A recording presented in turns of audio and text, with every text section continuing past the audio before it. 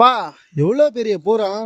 Hello guys, நான் உங்க PJ. நானும் நம்மளோட ஃப்ரெண்ட்ஸும் திருவண்ணாமலையில மலைக்கு மேல ட்ரெக்கிங் பண்ணி போய்கிட்டே இருந்தோம். நம்ம போறவே பாத்தீங்கன்னா மலையில ட்ரெக்கிங் பண்ற மாதிரி தெரியல, காட்டுக்குள்ள ட்ரெக்கிங் பண்ற மாதிரி வேற லெவல்ல இருந்தது. அப்படியே ட்ரெக்கிங் பண்ணி குகை கோவில் கிட்ட வந்துட்டோம். ஆனா கோவில் இன்னும் ஓபன் பண்ணல, எப்போ ஓபன் பண்ணுவாங்கன்னு தெரியல. சரி அப்படியே கொஞ்ச நேரம் வெயிட் பண்ணலாம் அப்படின்னு சொல்லி உட்கார்ந்துருந்தோம். அப்படி உட்கார்ந்துருக்கும் போது நம்மளோட ஃப்ரெண்டு மச்சான் காலுக்கு மேல ஏதோ போச்சுடா அப்படின்னு சொன்னா. என்னடா போச்சு அப்படின்னு சொல்லி கிட்ட போய் பார்த்தா, எப்பா எவ்வளவு பெரிய பூரம்.